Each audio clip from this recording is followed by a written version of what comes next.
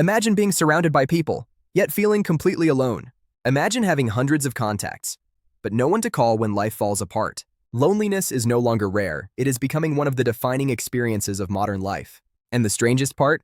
We are living in the most connected era in human history. So why do so many people feel isolated? To understand that, we need to start with a misconception. Being alone and being lonely are not the same thing. You can sit by yourself and feel perfectly at peace, yet feel deeply lonely in a crowded room. Because loneliness is not about how many people surround you. It is about how connected you feel. And if you feel lonely, then that experience is real. But here is where things get surprising. Loneliness is not limited to a specific type of person. It doesn't care about your confidence, your social skills, your success, or your personality. Anyone can experience it, and millions already do.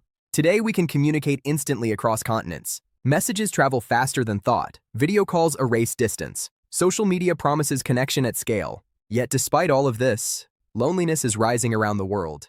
This is the paradox of modern society. We have never been more connected and never felt more alone.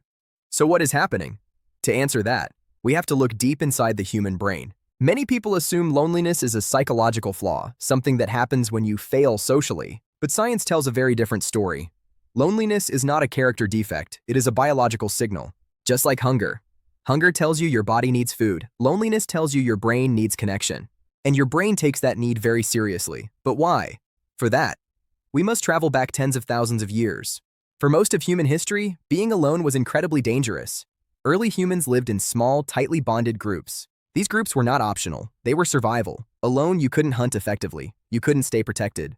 You couldn't raise children safely. Isolation often meant death. Connection meant life. Over time, evolution shaped our brains around this reality. We became experts at reading emotions, understanding intentions, and forming deep social bonds. Belonging was not just emotional, it was biological. But this created another powerful mechanism, one that still controls us today. When your ancestors were rejected by their group, their survival was suddenly at risk. So the brain developed a warning system: social pain. The emotional sting of exclusion exists for one reason: to push you back toward connection. In fact, studies show that social pain activates many of the same brain regions as physical pain. Your brain treats rejection like an injury, because historically, it was.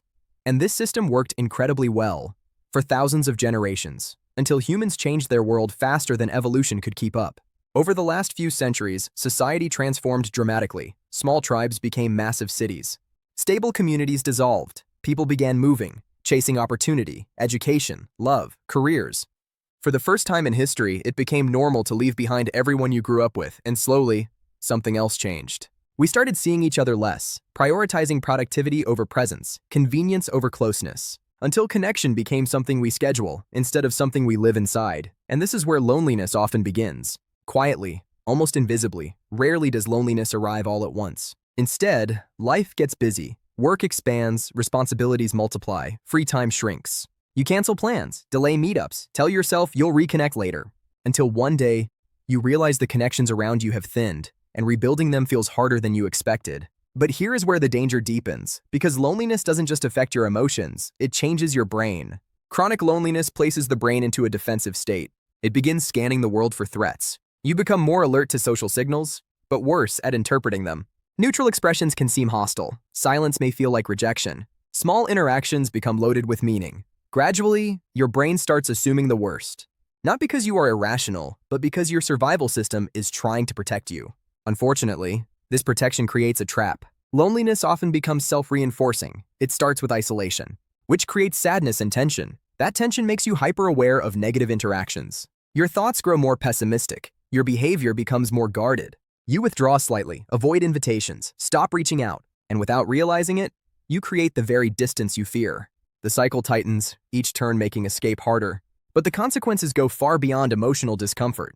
Chronic loneliness is not just painful, it is physically dangerous. Research links prolonged isolation to accelerated aging, weakened immunity, increased inflammation, faster cognitive decline. Some studies suggest its health impact rivals major risk factors like heavy smoking, which raises an uncomfortable question. If loneliness is this harmful, why is it so common? Because in many ways, modern life is perfectly engineered to produce it. Your brain still expects the social environment of ancient humans: frequent interaction, stable relationships, tribal belonging. Instead, it faces constant movement, digital communication, fragmented communities, and increasingly individual lives. Technology connects us broadly, but often shallowly, and the brain can tell the difference. But here is the important part. If loneliness is natural, it is not something to feel ashamed of. Everyone feels lonely at some point. It is part of being human, not a failure, not a weakness, a signal. And signals are meant to guide action. Sometimes the most powerful shift begins with awareness. Notice what your mind focuses on. Are you assuming rejection before it happens? Interpreting neutrality as negativity? Expecting disconnection? What if, instead, you allowed uncertainty, gave others the benefit of the doubt, risked openness again? Connection always involves vulnerability, but isolation costs far more. Perhaps the strangest truth about loneliness is that it exists because connection matters so deeply. Your brain wouldn't generate this pain if relationships were not essential to your well-being, which leads us to a final perspective. Loneliness does not mean you are broken. It means your brain is doing exactly what it was designed to do, pushing you toward other people. Because for hundreds of thousands of years, humans survived together. And despite everything we've built, that truth has never changed. The modern world offers endless distractions, but none can replace real connection. Because achievements don't understand you, notifications don't care about you, algorithms don't sit beside you when life gets heavy.